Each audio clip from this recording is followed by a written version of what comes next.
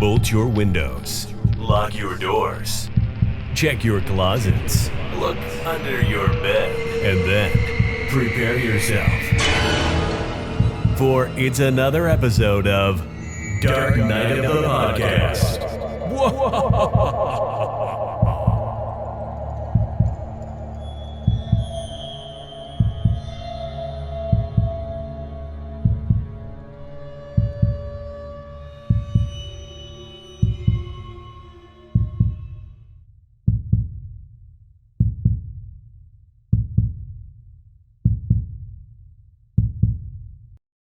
Troy, Roger.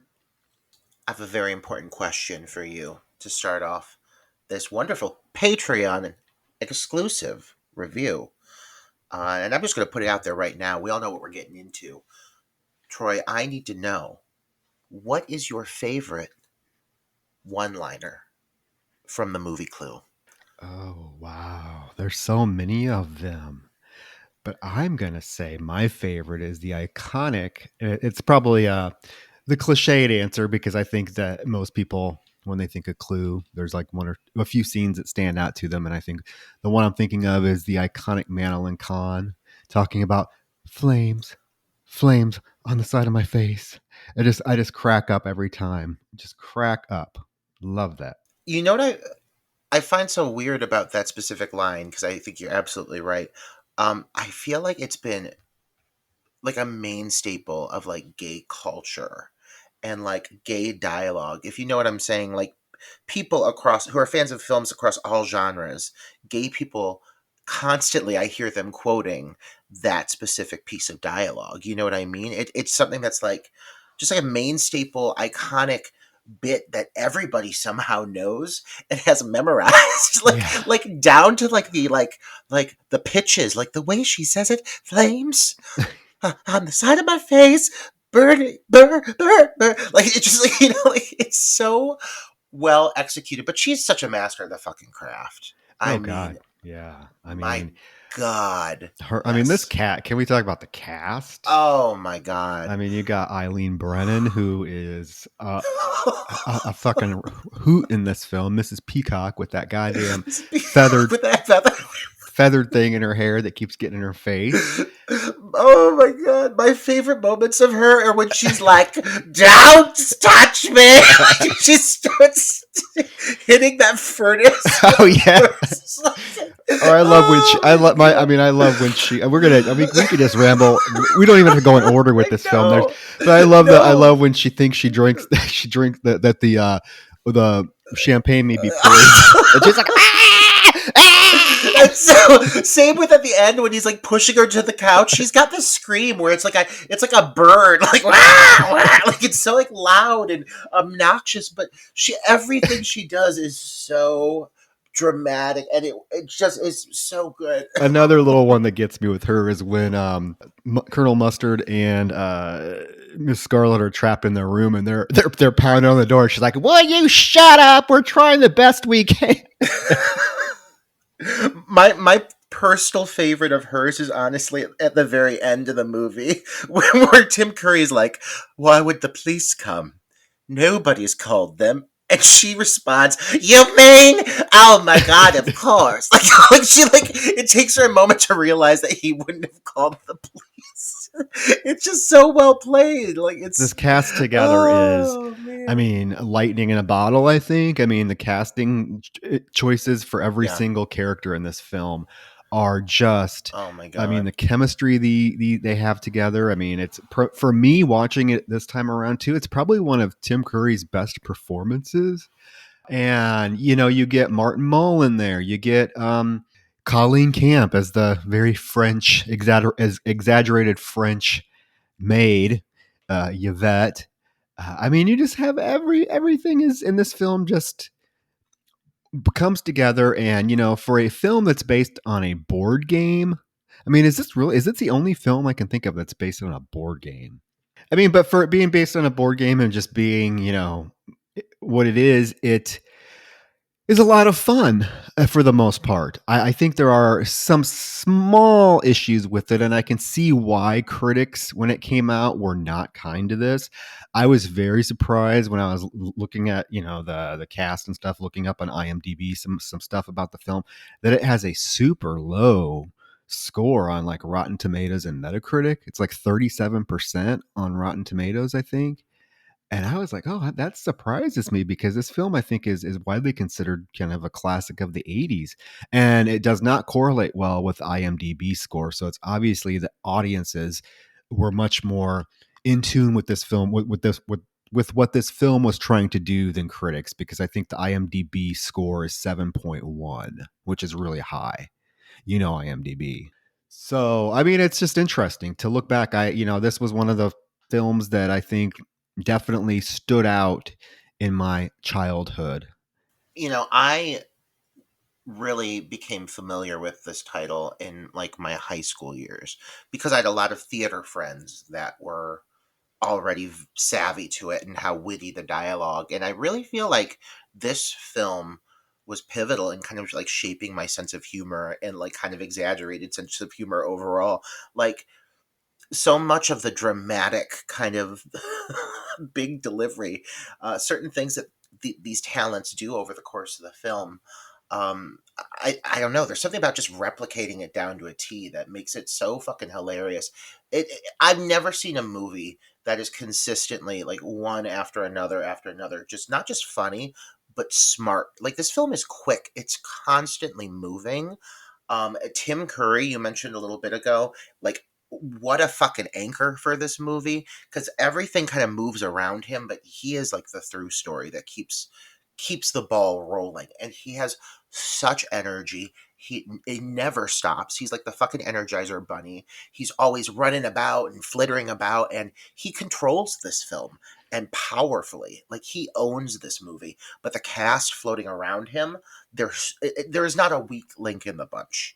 There is not a single, even that fucking cook. Like, like I don't know. Like everybody is so 110% devoted to these characters, and just being everyone's just larger than life, and it's so expertly done. So yeah, I'm not shocked that it is a high rating on IMDb just because I know there's such a fan base for this film, a vocal one, and it crosses a lot of different like smaller subgroups like gays, straights, like all kinds of different people from different cultures and stuff still find humor in this movie, which I really appreciate. Yeah, and so it does have some horror elements to it. There's definitely several scenes that play out almost like a slasher film, right? So it still, I think, is very deserving to be covered on our podcast. Even though this is a Patreon episode, we like to do things a little bit different for Patreon. So to me, this seemed like a perfect choice. Perfect choice. Yeah, I absolutely agree. And you know what? For being the kind of movie it is, I gotta say, it's got somewhat of a impressive body count. Even like a lot of random people die over the course of Yeah. I this mean, film. look, there's 7 deaths in the film, and you see, Yeah. you see. I mean, you see the aftermath of them, and a lot of them are used. The aftermath of a lot of the deaths are used as gags, but they're gags that actually work. So yeah, we should get into it. Again, we want to thank you guys for being part of our Patreon. We are discussing the 1985 Deborah Hill produced Clue, which I never knew that until this viewing, that Deborah Hill of Halloween fame produced this. What a fucking resume one Miss Deborah Hill possessed. Rest in peace. But yeah, I saw that name and I was like, "Are you kidding me?" And I was like, "Makes sense," because that was a woman who knew quality. I would say she attached her name to good shit. And so, yeah, that was really cute seeing that come up. It was a nice start. It felt like this is the right fit for our podcast. Yeah, and John Landis co-wrote it, I believe, or co-wrote the story. Yes, John Landis co-wrote the story, and Jonathan Lynn wrote the screenplay and directed the film, and he is probably best known for directing My Cousin Vinny. So obviously he's a master of comedy, because My Cousin Vinny is also a comedic masterpiece. I think I love that film so much. Some good talent involved here. And as we mentioned, it is, if you don't know, it is based off of a classic Mattel board game. Did you ever play Clue when you were a kid? It's the only board game I really like remember playing, to be honest. And I remember like the different renditions of the characters. Like there are different interpretations of the characters on different, depending on how dated and old the board game was. But I remember like one from like I think like the 70s where like Miss Scarlet was like very like she had like dark features and long dark hair. And I remember it from like, you know, when I was a kid having that growing up with a really old version of it. So Clue's always been, honestly, truthfully, my preferred board game of choice because it has personality. And it does have characters you remember. Like what the fuck you have Candyland and you have like random candy person 1, 2, and 3. Like they're all made out of candy. I don't really know any of them. But Clue, like you know every name, you recognize them no matter what the interpretation is. And I appreciate that this film stuck to the formula of the focal main characters. While they did add a few kind of rotating around them, the focal characters are exactly who they are within the board game. Yeah, they keep the essence of the board game pretty consistently through the film. And it is interesting that, I think about it and I really can't think of another board game, honestly, that actually would lend itself to a film version. I mean, maybe Candyland, somebody could come up with something creative for that, but it would be probably like a poor man's version of the Wizard of Oz, right? This one, it was very smart for them to get the idea to turn this into a film. And of course, yeah, I read some of the horrible reviews that were posted when it first came out upon watching this, and they were like, oh, it's just a cash grab, it's boring, blah blah blah. I will have to say that it is very, pleasing knowing that this film is looked at, I think, in high regard now. I think if critics revisited it, they would probably find a lot. It would be like Halloween or a movie that got panned when it first came out, but upon reminiscing on it and looking back at it again, it actually still holds up quite well, I think. So the film takes place at this gothic deserted mansion in the middle of nowhere up on a hill. It's the most intimidating looking mansion you could probably imagine in a film. It's stormy, so it just creates that whole tense, creepy atmosphere that we are accustomed to with films of this nature, where you're getting a group of people together at a location and they're basically going to be picked off one by one. The film definitely takes a lot of cues from, I would say, Agatha Christie's And Then There Were None novel. I mean, there are a lot of similarities that play out between that novel and this film. But we get introduced to Tim Curry's butler, Wadsworth, as he pulls up through the gates of this huge house, gets out of his car, and there's this gag that runs through the first, couple minutes of the film, where there's two German shepherds that are out, tied up outside the house, and they're barking at him and growling at him, and he throws them some raw meat to preoccupy them, but then he steps in dog shit, which, like I said, becomes kind of a running gag throughout the first 5 or 10 minutes of the film. We also get to see that the film is taking place because text comes on screen that tells us this is New England, 1954. As he goes inside the house, the maid, the very voluptuous maid, Yvette Colleen Camp, in what has to be this hoariest maid costume I've ever seen in my entire life. Her tits are hanging out. A lot of times with games like this or takes on like board games, video games, I get irritated when they take too many liberties with characters and adding characters. Like with Resident Evil, the original Resident Evil movie, where they changed it so fucking much. I was like, my God, you had a story there. You could have stuck to it a little bit more. Just my opinion. With this, Yvette is an example of like an additional character that they're throwing in that I can get down with. Because Yvette, she's definitely like not distracting from the other characters, but she still has a purpose. And like for what she is, she keeps up with the other comedians. Like she is just as hilarious as the major characters at play. Some of her little moments are so funny, like really fucking funny. But then she also looks like like a fuck me doll. Like her tits are so big, distractingly large. Like how is anybody actually employed within this household and wearing that outfit and they think that's okay having guests over? I cannot comprehend what kind of household this is. But you know what? She looks great and she's fucking funny. And I just really like the character. Oh, I love the character of Yvette. She has a much larger role in the film than I ever remember. I did not remember that she was in the film as long as she is, but I love every second that she's on screen. So they're preparing dinner. It's obviously that they're getting ready for a large dinner party. The doorbell rings, and our first guest, Colonel Mustard, played by Martin Mull, shows up. And again, he can smell the dog shit as he comes in the doorway. Next to show up, Mrs. White, played by Madeline Kahn. And she, Tim Curry or Wadsworth answers the door and he's like, "Oh, I recognize you as Mrs. White. That's what your letter says." And she's like, "Yeah, that's what the letter says, but I don't know why I have to be called Mrs. White." And then she opens up her jacket and it's this very beautiful white like cape underneath this like black ensemble she has on, because when she comes to the door, she looks like she's ready for a funeral. She has that black netting over her face. Very depressing looking. Very, very, a very, very harsh bob, and just some dark, very dark makeup against her milky white skin. But it makes her look very like harsh and aggressive, and it fits the character who's very like uptight and stressed. Like a lot of these people are very stressed. But no, yeah, she just is very very tense. But it's just like a masterful performance from the moment she's on camera. Madeline Kahn had such a presence, and she has such comedic timing.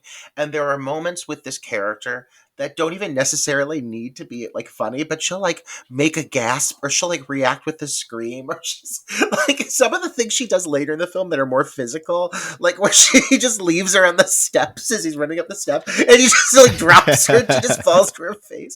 Like it's, she's so physical in the role, but also still like very like tense and restricted at the same time. And it's a crazy contrast that works incredibly well for her comedic timing.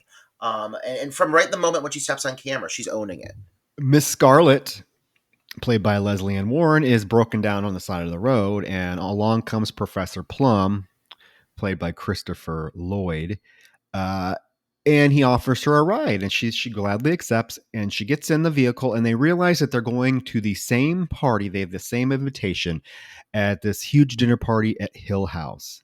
I will say, of all of the characters in the film, and I find this interesting because he was fairly well known, but of all the characters in the film, I think that Christopher Lloyd probably disappears into the background the most, if that makes sense. Which is crazy because he's such a presence in general. Like we're so used to him just being like such a focus of every character he's in. He's always very memorable. And it's not that he's bad in this, it's just he's unusually kind of restrained for himself for what he normally does. I guess maybe for the character. It's just nowhere near as big as you would see from some of his other more memorable characters. No, I mean, you compare him to to his performance in like Back to the Future and Right. whatnot. And it's just like I don't know if it was he just restrained himself, or I'm sure the director had a lot to do with it. But yeah, there's just a lot of times he totally just fades into the background, and some of these other secondary characters kind of even steal the spotlight from him many times. He's not bad, just doesn't really have a lot to do. He's not as dynamic as all of the other characters in the film or the performers in the film, which, like I said, I found very interesting. I have to bring up real quick, just because I'm fascinated with it, and this is the one moment it's really featured. Miss Scarlet's dramatic collar. She's wearing a very dramatic collar on that jacket, which she does eventually remove. Her style is phenomenal. One thing that's always thrown me off a bit with this movie, and it was a tough pill for me to swallow when I first watched it, is while they do use all the pseudonyms that they go by, like their alter egos, the names that they have within the game. Well, here they're given kind of like nicknames based off different colors. And I was always shocked that they didn't like make them all wear the color of the wardrobe, like the actual color. Like I would expect in a film production of Clue, I would at least suspect going into it that they would be wearing their assigned color as well. I was shocked that she was not in red. It took me a long time to get over it, but I've come to terms with it because the movie's just so fucking great. It doesn't matter. But at first, I was thrown off by the fact they were not wearing their colors because that's what I would expect. Yeah, none of them really are. The only one, I mean, none of them are wearing the colors that they're assigned, or that their name is. Yeah. Back at the mansion, Mrs. Peacock has arrived. And I do like this moment where when Yvette comes and gives her a glass of champagne, she takes the champagne and she sees her big tits hanging out and is like looking looking like, what the fuck. And there's also the moment when Miss White and Yvette meet each other, and there's an instant recognition. So those two know each other, and Wadsworth even catches it. And he's like, "Oh, it seems like you two know each other." The last one to show up, or the last of the core group, there's other characters that pop in, but the last main Clue character that shows up is Mr. Green, who is played by Michael McKean. When Wadsworth answers the door, the dogs are barking, and he tells them, "Sit down." And Mr. Green thinks he's talking to him and immediately sits on the little bench next to the doorway. And Wadsworth is like, no, I was talking to the dogs. So there's this personality trait with Mr. Green that is kind of hinted at throughout the film, that he's kind of a airhead in some respects, but then in other respects, he often comes off as being like the smartest character in the entire film. But I do like his performance. I do like this character quite a bit. Yeah, I agree. He actually has some very comedic moments that play off how just like overly like anal he is and high strung. There's one moment later on where he gets thrown into a bathroom, like physically thrown, and within like a second he's walking out like drying his hands, but he's like scowling. Like it's just his timing is really great for this role. And yeah, I agree. He's definitely stand out. And this is the point now where we have Scarlet and Plum arriving as well, and the car pulls up, and they say, "Why is the car stopped?" And the answer is, "It's frightened." like making it, everything is always so built up to be so big and over the top. Well, I mean, yeah, they make the house look as ominous as possible. I mean, this is a very, very creepy looking house, and it just happens to be silhouetted in the night sky with just the moonlight illuminating it, with the lightning in the back. And yeah. So I would be apprehensive driving up to this house as well. They get to the house, they finally get to the house, and they go in and meet the rest of the group. And, it's explained to them very clearly that they all are using pseudonyms and they are not to reveal their real names or anything about themselves, right? And as they're sitting around having drinks, all of a sudden this damn cook rings the gong for dinner. So it's so exaggerated. It's just like this huge bang. Like it's so big. Bang! And Mr. Green, he makes him jump, and he spills some of his wine on Mrs. Peacock. And she's like, and he's like, "Oh, I'm sorry, I'm a little jittery." This movie is so funny because even as we're just recollecting the scenes, like there are moments that I have already broken out into like full on just like chortling. Like this movie, even just thinking about it makes me laugh. And that's really just like how funny this film is nonstop. It is definitely it definitely keeps your attention. It's dinner time, and they're all gathered around. They're told to sit at their specific spots, and there is still one empty chair. And Wadsworth informs them that it's for the seventh guest, Mr. Body. And the group is like, "Wait, guest? I thought he was our host." While all this is going on, the cook and Yvette are bringing out various dishes for these attendees to feast on. The first thing they get is some shark fin soup, and everyone's just sitting around sipping their soup loudly kind of annoying each other with how loudly they're sipping the soup. And Miss Peacock finally decides that it's too quiet and she is going to break the ice because she's used to having to do so because she has to play hostess to her husband due to his career. This kind of gives people the hint that she may be like a politician's wife. And so they start hounding her about that. Mr. Green even mentions to her that he recognizes her. And she's like, how do you recognize me? And he's like, oh, because I live in Washington, D.C. too. And in the meantime, the second dish is brought out. And Mrs. Peacock is just in heaven eating this. And she even mentions it's her favorite recipe. When you find out what it is, it makes, like, when you look at it, it makes it seem so fucking disgusting. It looks so I know. Because, like, you look at it, you think maybe it's like a pasta. It ain't fucking pasta. That's what I thought it was. But I do have to give her credit real quick for that monologue that she delivers, because it is, like, so manic and rapid, and she's just, like, flying through all these random topics, and then she concludes it. She's like, and I'm determined to enjoy myself, and oh my, this soup's delicious. Like, and it just, like, perfectly lands. And everyone just staring at her mouth agape. I love her. One of my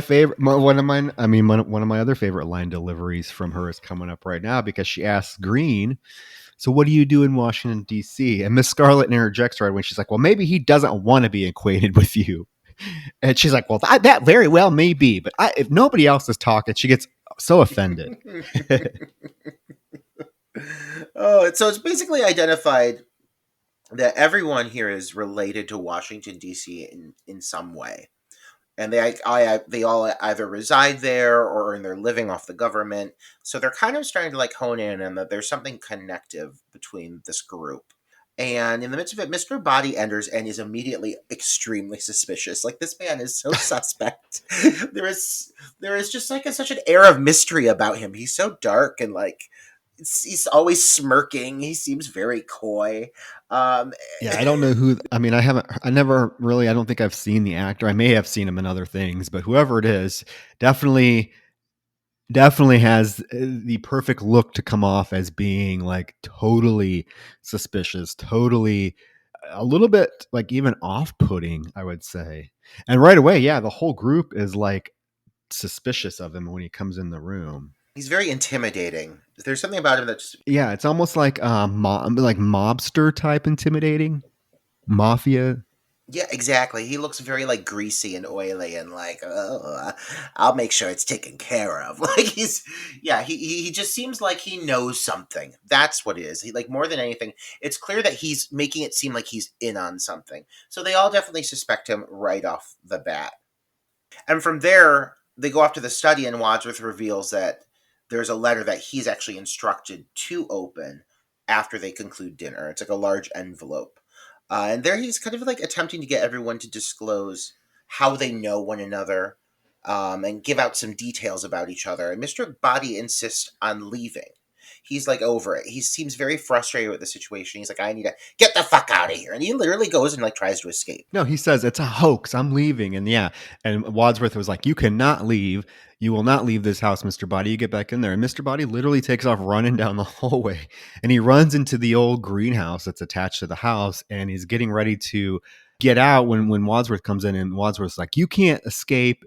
And Mr. Body's like, why? It's just glass. And he picks up a flower pot. And all of a sudden, the dogs jump up on the glass and are snarling very aggressively at them. So poor Mr. Body has no choice but to go back into the study with the rest of the group.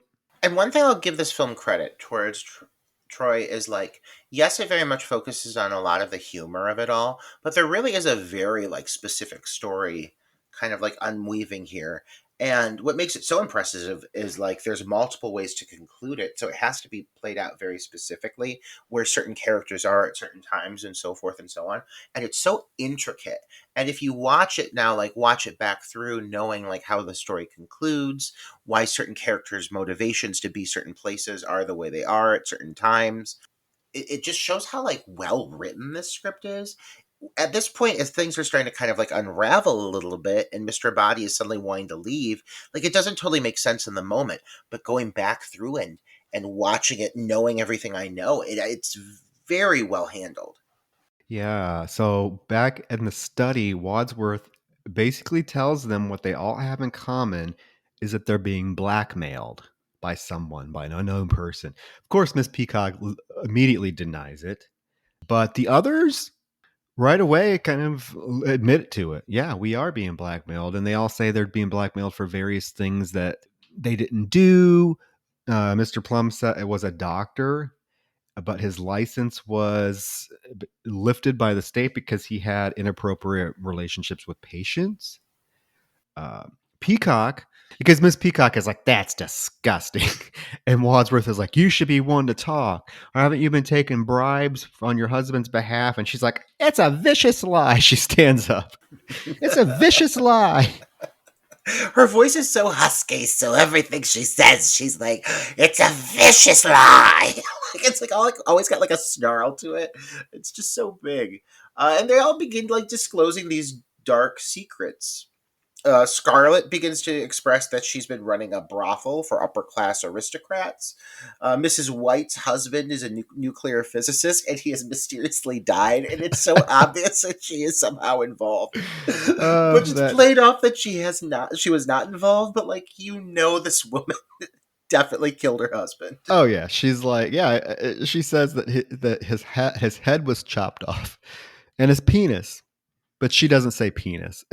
What she do? She's like, and and his, and the guys all cross their legs. There's a few moments with her later in the movie where she's like with a man and she's like upset and she's like, if only I could. She like starts to like go to like choke them, and it's just like it's obviously that this woman is like so violent.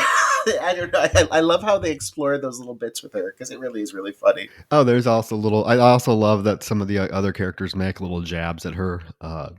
There's a line that Miss Peacock throws out at her here in a few that I thought that made me chuckle. But we also find out that Colonel Mustard has been one of Miss Scarlett's clients. So yeah, this group among them have some serious shenanigans going on.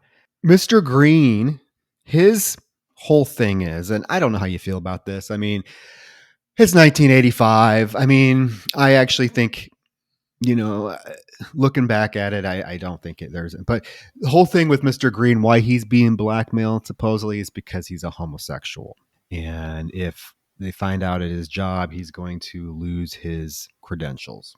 I tried to watch it from the perspective of, okay, how did they handle this in 1985? Is there anything that we can look at it now and be like, oh, probably shouldn't have done that, or oh, this is offensive looking back at it now? I don't really see anything like that. I mean, I'm a little bit perturbed about the end with his character at the end, but like, and then there's this quick moment, and it's so quick that I guess some people would be like, oh, that's offensive. Like after he says he's a homosexual, a couple of the characters like give him not necessarily disgusted looks, but are like, you can tell they're like, ugh. And even like Professor Plum, who's sitting next to him, immediately jumps up away from him to get away from him, to put distance between him but then other than that, they don't treat him throughout the rest of the film. They don't treat him any different. Like there's no gay jokes or any jokes made at the expense of his supposed sexuality. There's the fruit joke.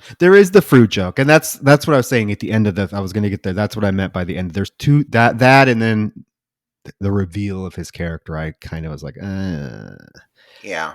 But that's what his whole thing is. He's being blackmailed for being a homosexual. Wadsworth then reveals that it has been Mr. Body that is the one that has been blackmailing them. And then there is this corny, if I had to say there's one little corny bit in this film that didn't really age well, it's this little fight between Colonel Mustard and Mr. Body. It looks like something out of, like a Three Stooges skit.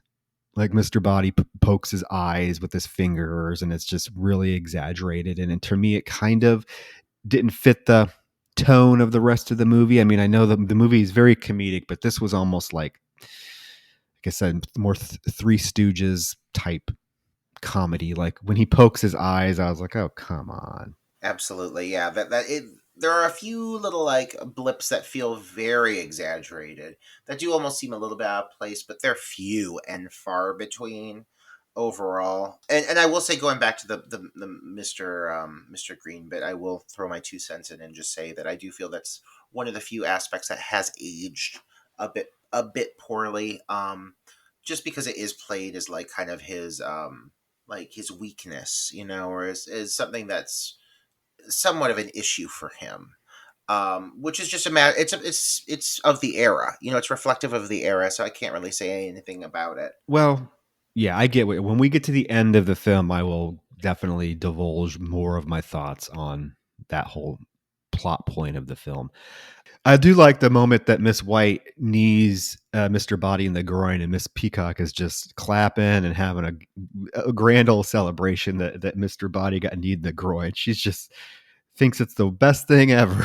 Mr. Body is disclosed as being the one behind the blackmail. And so they're each giving a mysterious like black package that they're told to open. And when they do it, each package contains what is like one of the classic weapons from the game. Each and every one is here. We have the wrench, we have the noose, the candlestick, the lead pipe, the revolver, and the knife. And each one comes into play. I do love that they stayed this true to the game. I mean, with a game that has very little in the sense of story, like board games don't really have a story. They just have a basic idea that they're executing. This has constructed like what is now becoming a very cohesive story, incorporating all of the elements of the game. And I appreciate how true it's staying to that formula. Yeah, and Wadsworth tells the group that the cops are showing up in 45 minutes and that they are going to have the opportunity then to basically turn in Mr. Body because blackmail is illegal. They can all just disclose what they've done and tell the cops, hey, this guy's been blackmailing us, and it'll be kind of the end of it.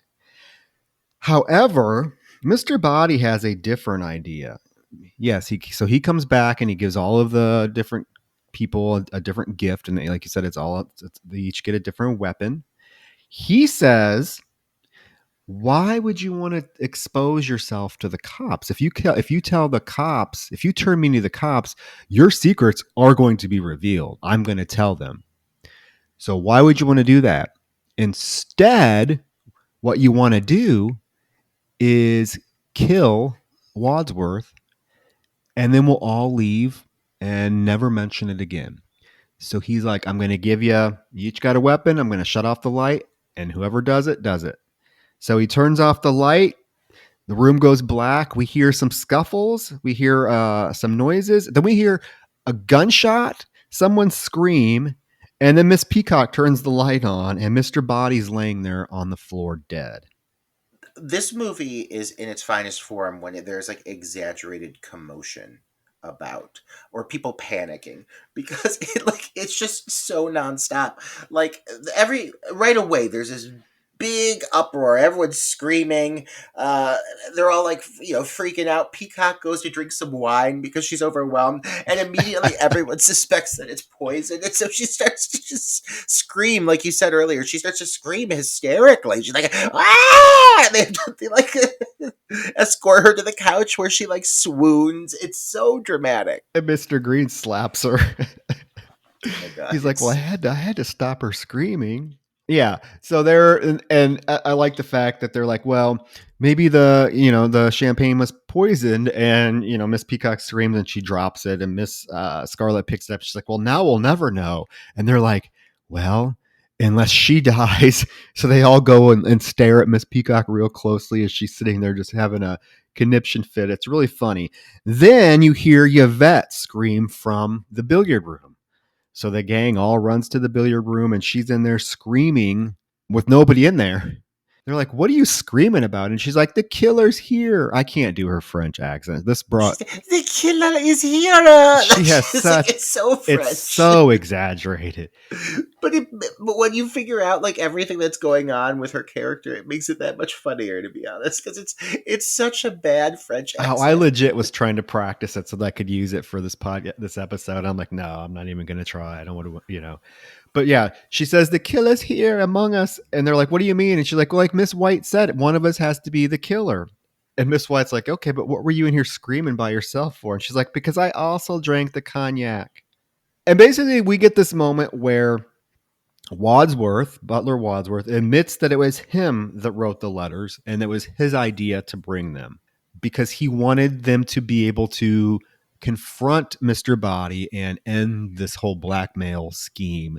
And he reveals in a very touching moment, this movie doesn't have a lot of touching moments, but this is probably one of them, that he used to be Mr. Body's butler before Mr. Butler started blackmailing his wife to the point it got so bad that his wife killed herself. And he reveals that the reason why he hated his wife so much and the reason why he hates all of these 6 people is because he thinks they're un-American.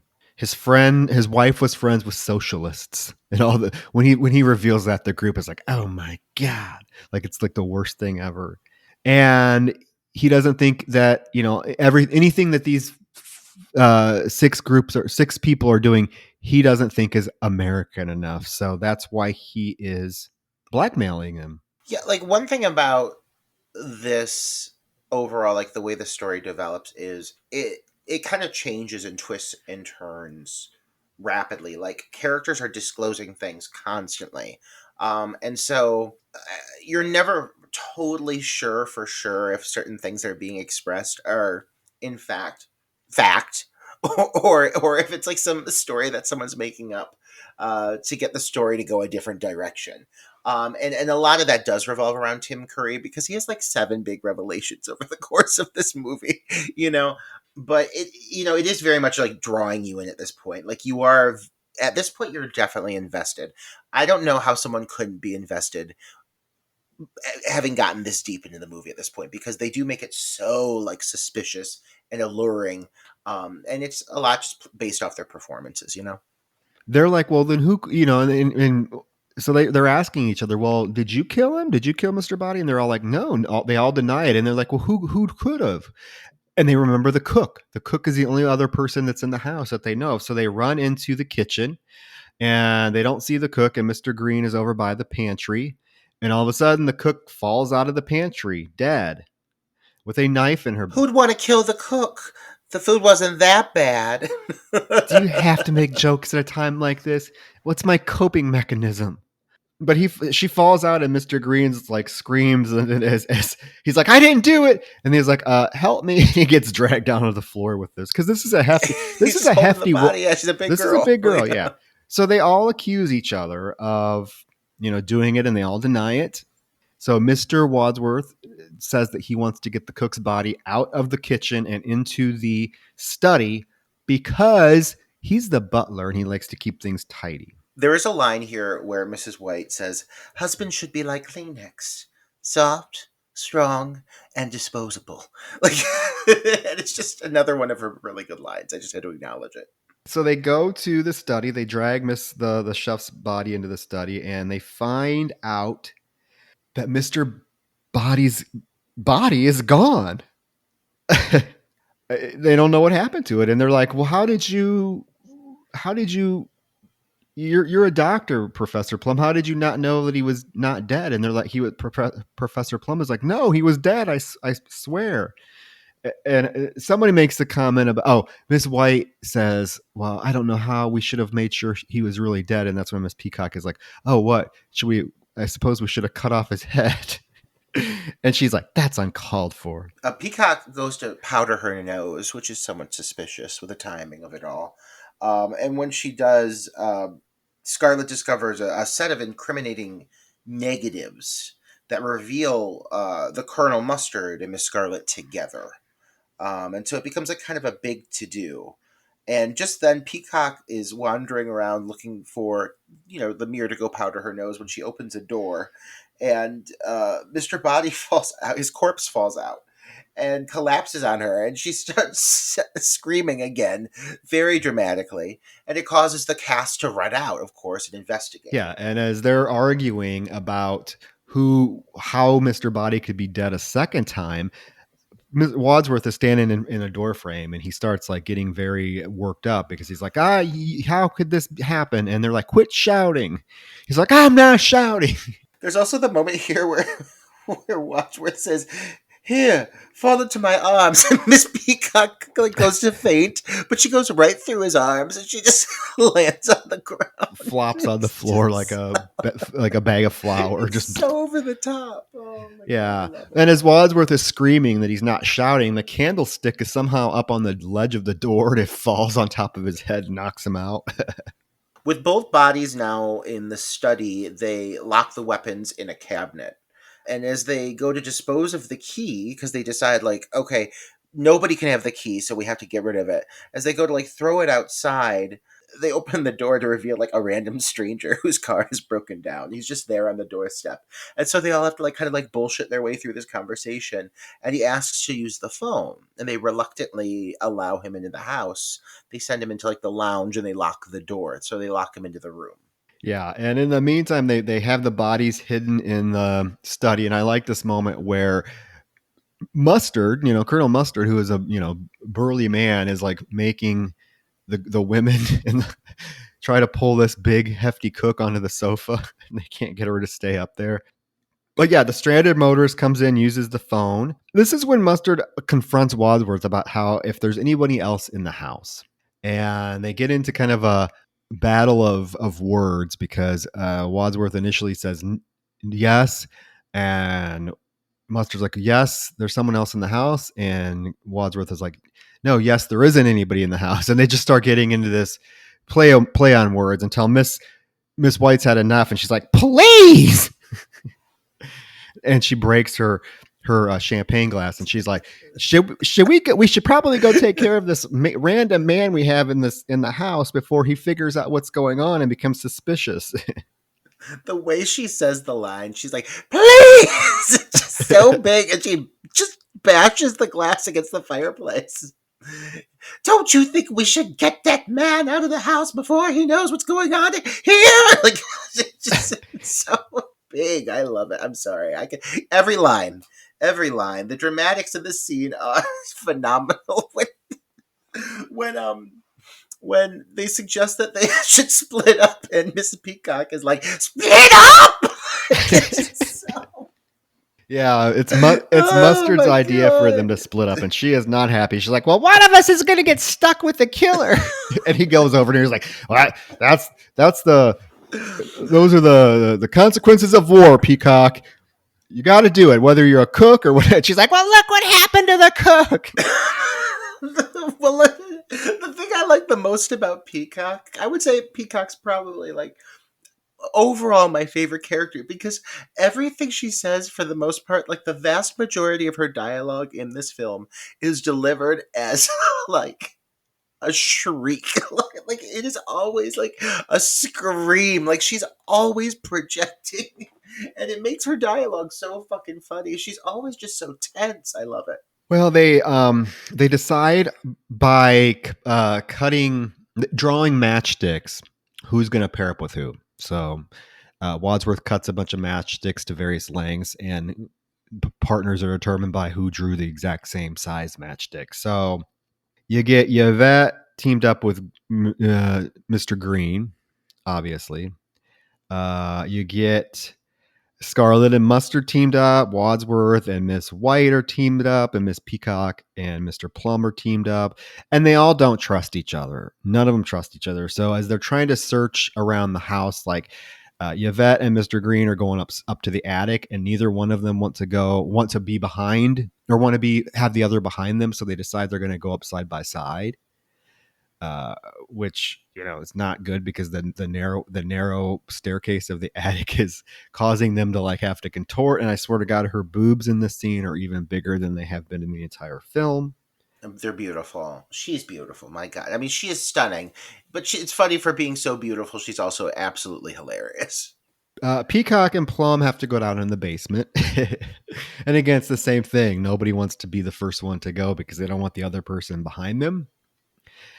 Scarlet and Colonel Mustard have wandered into some random rooms, and I love this guy because he is always about making the women do everything. Like, she's like, no, the room looks empty. He's like, nope, you should go check behind the curtains.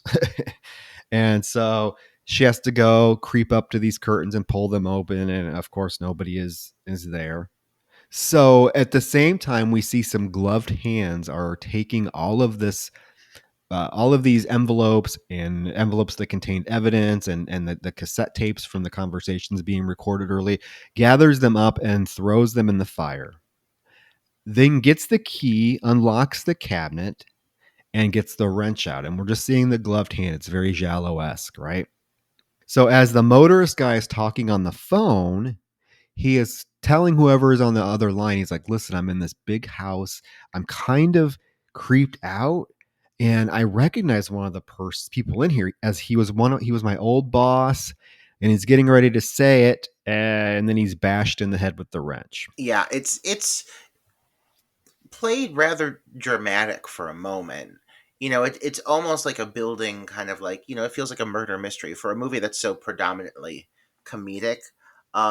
This is a fun little moment with this random motorist getting killed off. Meanwhile, discovering another hidden door, Miss Scarlet and Colonel Mustard find the man's body, and they start to panic. And they're on the one side of the door, and the others hear the scream, and they come up, and they're at the other side of the door, and Mr. Green is, screaming at them, trying to get them to open up, and he's like, let us in, and they're like, let us out.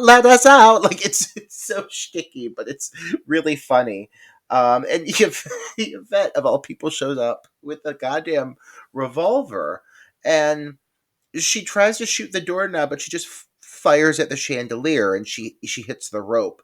So she's managing to shoot through the door, and she does hit Colonel Mustard in the arm, and so he comes out and he confronts her about it, and he's yelling at her, and as they're arguing, like, the chandelier drops down behind them, and it causes Colonel Mustard to, like, jump and get startled because he's like, I can't take any more scares, and the chandelier, like, drops right behind him, and it becomes like kind of like a trend, a series of these things happening where Colonel Mustard keeps getting, like, startled by, like, really violent noises.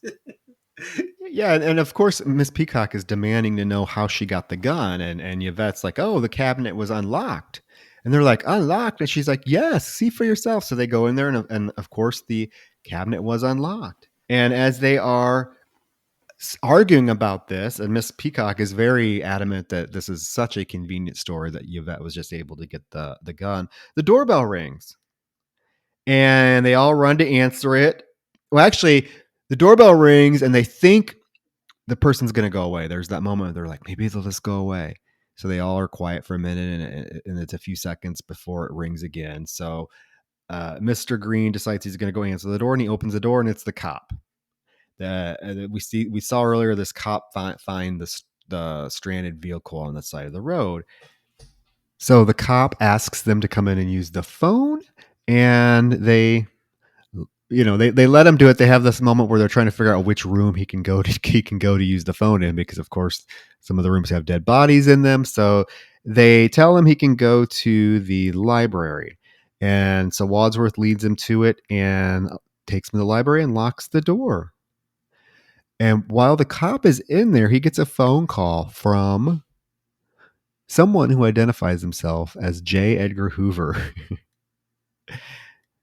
And, the cop goes to the door of the library and starts banging on it, and he realizes he's locked in. He's like, you guys can't lock me in here. I will get you for holding an officer and unnecessary. I can't remember what exactly he says, but the last thing he says is murder. And the door flings open, and Wadsworth is like, murder? He's like, well, I just said that so you'd open the door. He's like, what exactly is going on at this place? Why do you have J. Edgar Hoover calling you? So Wadsworth goes in and takes the call and tells Mr. Green to show him around the rest of the house. or the rest of the mansion, right?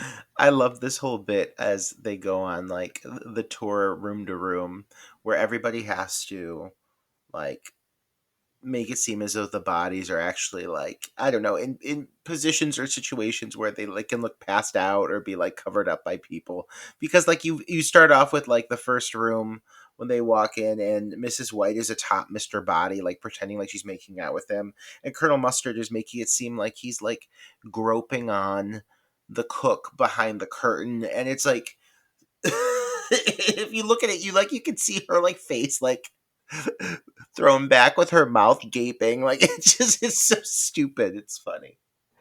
It's very Weekend at Bernie's. They're trying to pose these dead bodies like they're actually alive. But you know what? The cop wants to go check out the room. So when he goes into the rooms, this is what he sees. He sees all these people making out with each other. Because Mr. Green has been trying to stop him from going inside the room. He's like, you don't want to see it. It's awful.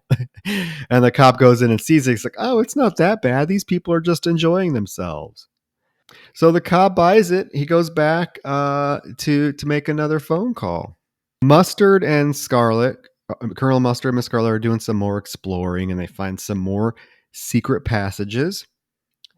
Everyone has kind of resumed their spots in terms of where they were exploring. Like Yvette and Green are going up to the attic, and Peacock and Mr. Plummer down in the basement again. But someone has snuck back upstairs to turn off the lights.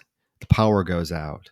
Peacock delivers another hilarious over the top moment where she like backs up into that goddamn fucking furnace and she's like, "Don't touch me!" Like she starts beating slapping it with her purse. I mentioned it earlier, but like it is definitely worth a second acknowledgement. It is one of my favorite moments in the movie. Yeah. So Yvette sneaks away and she goes into the billiard room, and there's some mysterious person in there that asks her, "Did anybody recognize you?"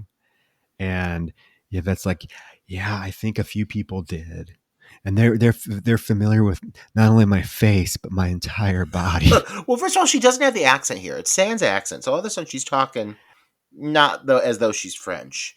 And she's like, "They didn't just recognize my face. They knew every inch of my body. And they're not the only ones." And then all of a sudden a noose just gets flung around her neck and she's murdered. She is strangled to death right there on the pool Yvette. table. Yeah. Then whoever did that, someone else now sneaks into the library and kills the cop with a pipe as he's talking on the phone. Hangs up the phone with the pipe, and then the doorbell rings. And someone answers the door, and it's a singing telegram. "I am your singing telegram." First of all, this is definitely one of the most memorable moments of the movie, if not maybe the most. Like I will say, this is if you're gonna say Madeline Kahn's famous monologue is number one, which I would agree, this is my number two. That goddamn singing telegram, which is like out of fucking nowhere. Like the door just opens and this girl is beaming from ear to ear, and she starts just dancing and performing, and then she's just fucking shot in cold blood without even knowing it's coming. I love it. It's so well handled. She collapses into it. Mrs. White is startled by a large jack-in-the-box in the midst of the darkness, and it causes Wadsworth to run and try to find her, and he mistakes the shower for like a door, and he turns it on, turns the water on himself. There's lots of little gags. I mean, we've been breezing past some of them, by the way. There's just too many. You can't keep up with all of them. But when they find Yvette dead in the study, they're so used to at this point, they're just like exhausted. They don't even react. And then they walk over to the next room. They find the next body, the officer. And then they remember the sound of the gun, and they walk to the door, and they find the singing telegram girl on the stoop. And they're all just so like, okay, whatever. They're defeated at this point. It doesn't even faze them that they're finding 3 dead bodies. And Wadsworth like, oh gosh, she's like, so that's 6 bodies. This is getting serious. And he makes the proclamation that he knows who did it. And so we get a reenactment, hype, fast pace. This dude is just like you mentioned earlier. Tim Curry's performance here, he's just a ball of energy. He's reenacting everything that happened the entire night, and basically making the point to, including slapping Miss Peacock one more time to reenact when she was screaming about the poison cognac. So his whole point as he's going through this is the killer was whoever was not with us this entire time, or who was not with us in these certain scenarios. It's like when they went to find Yvette, who wasn't with them when the cook was killed.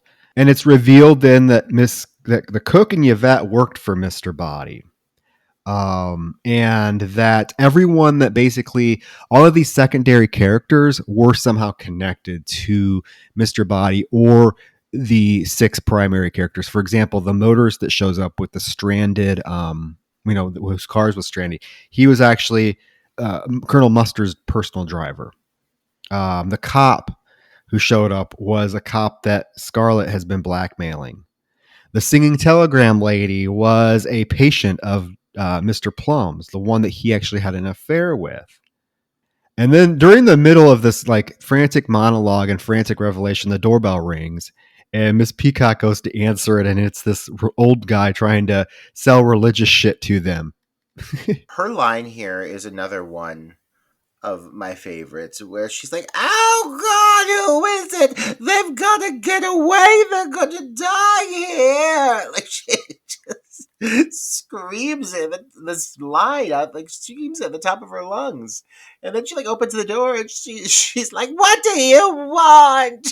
And it's this goddamn evangelical, and they're just so annoyed. They're so exhausted and annoyed with it. They just slam the door in his face. as you would. She calls him up. What does she call him? She's like, "Our lives are in danger. I can't even remember the word she uses. Some old, insult.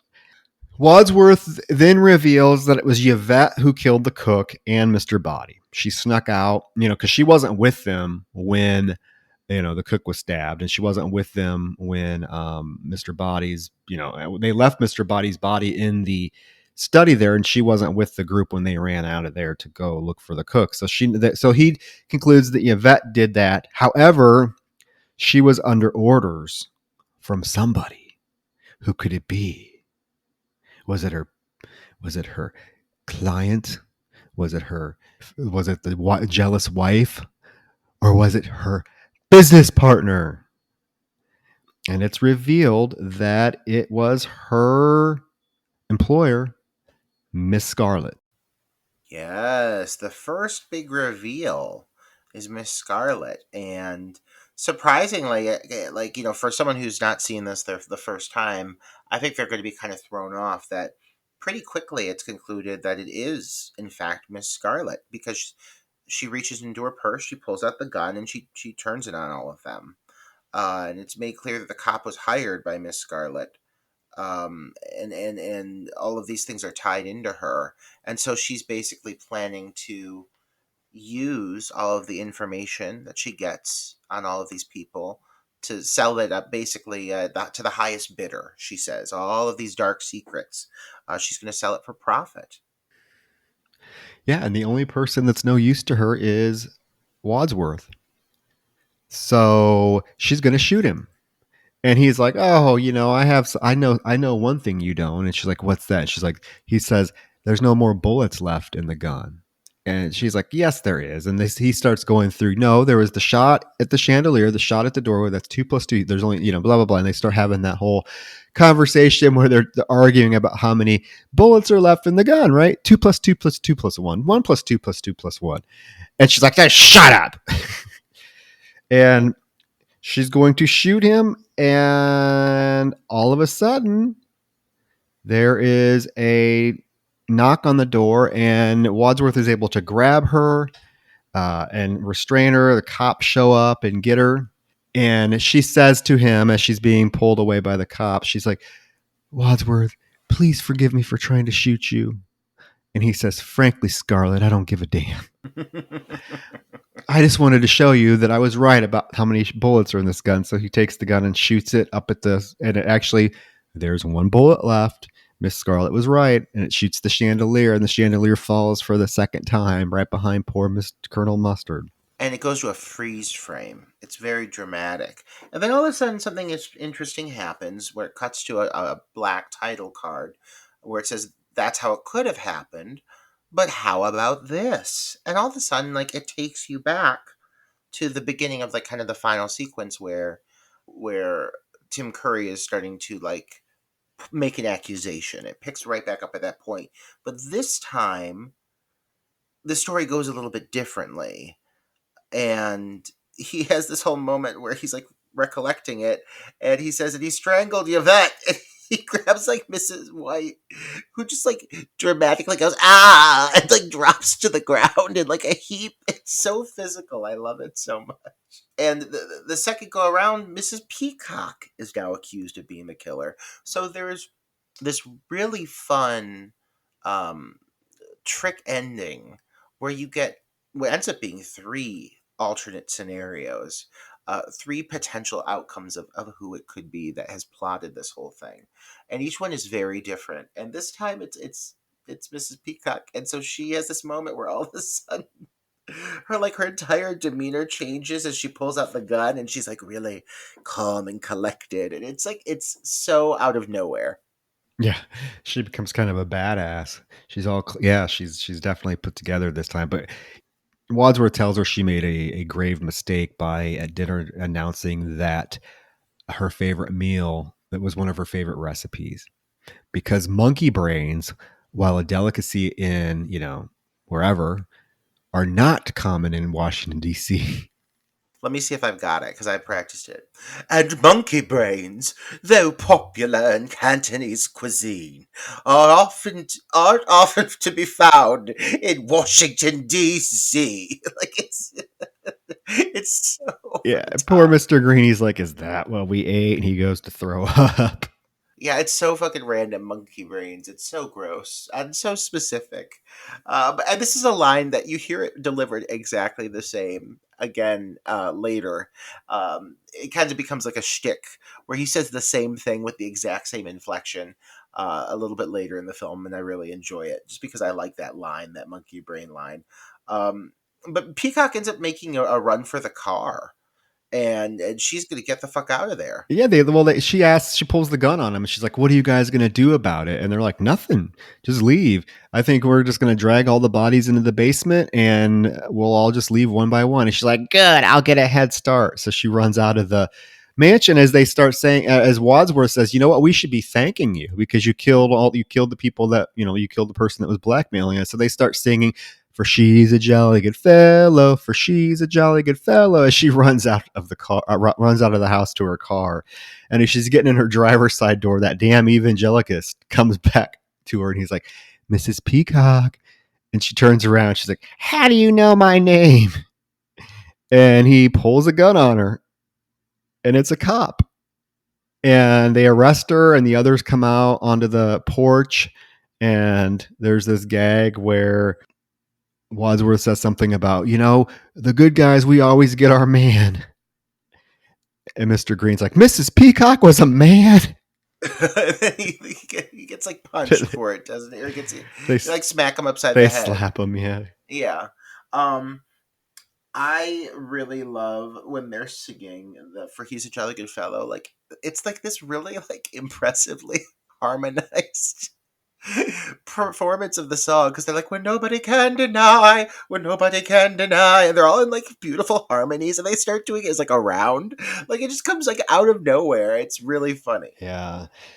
And then we get that freeze frame again, and we get another text card on screen that says, "Now that could have been what happened, but now this is what really happened."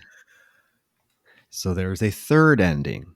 And this ending is a little bit more, complex. It makes a little bit more sense in terms of, basically it picks right back up right at the very end reveal. So Wadsworth has already gone through the whole night, and now he's about ready to reveal who the killer is. And what we find out is that Mr. Plum is the one who killed Mr. Body. Miss Peacock killed the cook. Colonel Mustard killed the motorist because it was his former driver.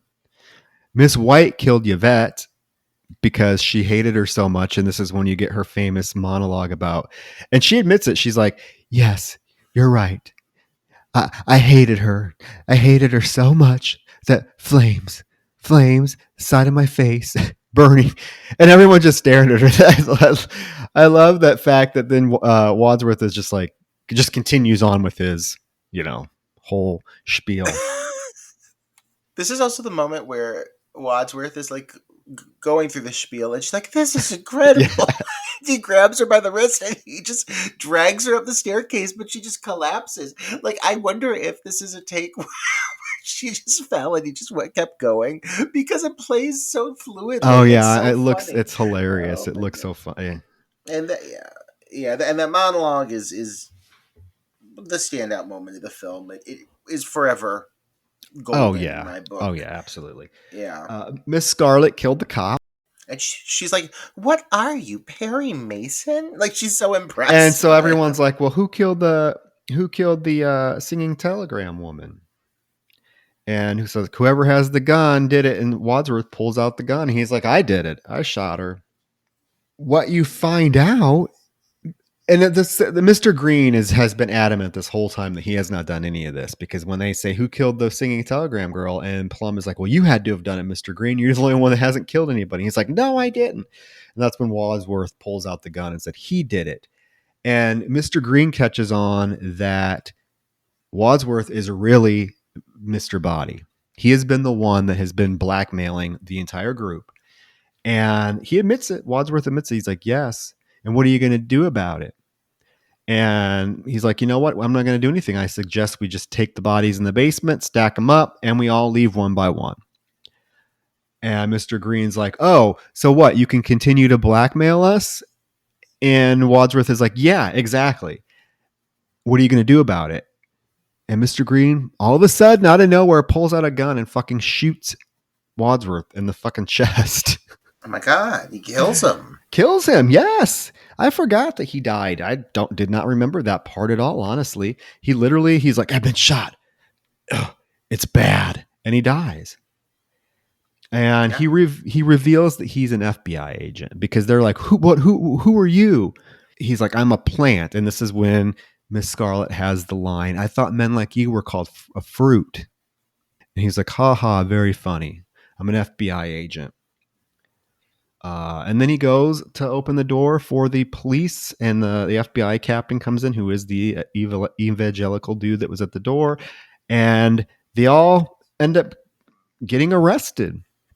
Not before you get a line that falls in line with the board game, where Mr. Green is like, "Who," because the cop's like, "Who did it? Who did it?" And then Mr. Green's like, "They all did it. But if you want to know who killed Mr. Body, it was me in the foyer with the revolver." And then he looks at the chief. He's like, "Haul him away, chief. I'm going to go home and sleep with my wife." And that's the note it ends on. That is the note it ends on. Yeah, I mean, which I don't know how I feel about that, because like, what was the whole point of him saying he was gay in the first place? Other than having it build up to a gay joke. But I mean, overall, goddamn, that ending, that triple ending, was honestly each one funnier than the last. I mean, everyone gets a moment. Nobody, I mean, you did say overall Christopher Lloyd maybe gets like the least amount of screen time, but even still, like, nobody in this cast really doesn't stand out. Everyone's phenomenal in their roles here. Oh yeah. Which ending do you like the best of the three? What was your preferred? Like, if you had to pick one that would have been the ending, even though they tell us the last one is the real ending, which one do you think was the best, or which one did you prefer? Probably, I mean, overall, the last one just has the most oomph to it. I mean, obviously you have her monologue, so there's that, but there's also so much humor that runs throughout that last option. And even with the final moment with Mr. Green, It doesn't really distract that much away from the overall quality of the sequence. It concludes really well. I love that he says that line that's, like you said, right in line with the board game. It is shocking that Mr. Body is killed during that conclusion. I like that, when when the cops come in and the chief's like, okay, who did it? And he's like, they all did. Because I do like the fact that they made it so that the story wraps up in a way that everybody is actually involved. Everybody is guilty, which feels very appropriate considering the game. All of these people are suspects for a reason because they're all capable of having done it. Yeah, I prefer the third ending as well. I think that it logistically it makes the most sense. I like that, like you mentioned, everyone gets their moment. Everyone killed a specific person for a very specific reason. Um, so yeah, it's definitely my favorite of the ending. I remember like getting kind of annoyed at like when I like the first couple times I watched the film that it had these three different endings. But looking back at it now, it's fun. It's a lot of fun. They tell you, and they do tell you which ending is supposedly the real one, and I like it. I like that ending a lot. I love Tim Curry's performance in these last 15 minutes of the film as he's going through the scenarios. It's just a masterful performance, comedic timing wise, just energy wise. Really keeps. I mean, there's funny moments where he's running from room to room, and the rest of the group is just exhausted. They pretty much stop following him. But it's a great performance. Great little film. I think being based off of board game, the script is definitely a lot more complex and deeper than it ever even needed to be. But it just gives that much more charm and complexity to the film that you wouldn't really suspect for a film called Clue. Yeah, when it was originally released, the movie theaters would only get one of the three endings, and that was used as kind of like a marketing ploy. Sometimes they would announce which ending they had. So that's a little interesting fact. I do like though that now as it's released, you get to see all three of them because it does, like I said, feel very in line with the game. The whole point of the game is to have a mix match option of what the potential outcome could be. So the fact that the movie not only stayed so true to the material, but also even managed to capture that feeling of like solving the mystery, really fantastic writing. Yeah, man, it's forever a favorite.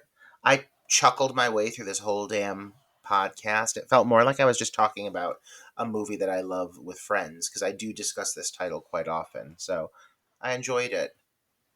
It's an interesting one. I thought about, well, I thought about asking you like the way we should approach this particular episode, if we should do it linearly like we usually do, or just have a conversation about the film, like some of our favorite moments and whatnot. But I think we still lend it what we do, going through the film in order. We still got to touch on a lot of our favorite parts. It's just this film is super. It gets super. There's a lot going on. And It's convoluted. I tried, as I was taking my notes. I will be honest with you, of all the films we cover, this was probably the one I had the most difficult with taking notes on, because there are so many moments I wanted to touch on, so many things I wanted to say, and there's scenes where so much is just dumped on you as the viewer, so much information that it was really hard to keep track. So I know we probably skimmed over some parts of the film, but overall, I mean, I think it's a comfort film. I think it holds up extremely well. It's just hits all the right notes, puts a big old smile on your face. The characters are, larger than life. The performances are spot on. It's a lot of fun. That's all I can say. It's a film that I'll definitely revisit. And I know kind of the whodunit subgenre got a little bit of a rise in popularity with Knives Out a couple years ago. So who knows? Maybe a Clue remake could be in the works years down. But I don't think you're going to find anybody that could like Yeah. get into these characters like Madeline Kahn and Eileen Brennan, and they brought so much. Yeah. I don't know if I'd ever want to see a remake, at least approached in this style. I want them to do something completely different, I think, with it. because this, like, I mean, don't, why would you, like you said at the beginning of this podcast, lightning in a fucking bottle. Like, this cast is just too perfect. I don't want them to change a thing about it. You know, there's no, I can't imagine a single comedian who could touch Madeline Kahn's delivery. I mean, I grew up on Young Frankenstein with my mom. So, like, at 7, I knew Madeline Kahn and, like, her approach to humor that is just so, like, advanced, you know, like, she's just so talented. She's also, like, an amazing vocalist. Like, that's her singing the harmonies in for He's a Jolly Good Fellow. Like, you could hear her, like, singing these beautiful operatic harmonies. And, like, but she was just so talented. And so I love this cast. I wouldn't want them to change anything about it. I really don't want to see this remade unless, like I said, it's something that's approached from a completely different angle. Yeah, I get that. But the remakes are all the craze, so who knows? And this film, I think, has enough of a following that you might get some studio exec being like, "Hey, it would be cool to remake Clue." We'll see. But that's Clue, guys. Let us know your thoughts on the film. What are some of your famous, or what are some of your favorite lines from the film, or favorite specific scenes, or anything that we skimmed over that you enjoy about the film? Let us know in the comments. But as always, we appreciate you. We thank you tremendously for being part of the Patreon. Spread the word. We'll get some great goodies for you for the month of July. We might have some even extra bonus content as we'll be spending a weekend at the Houston Horror Film Festival. So we might throw some stuff exclusive to the Patreon up for you guys. So stay tuned. But we will also deliver our regular July content. So, guys, thank you so much again. Remember, comment. Let us know your thoughts on Clue. All right. Yeah, guys, thank you so much. And with that, we bid you adieu. Adieu. Good night. I am your singing telegram.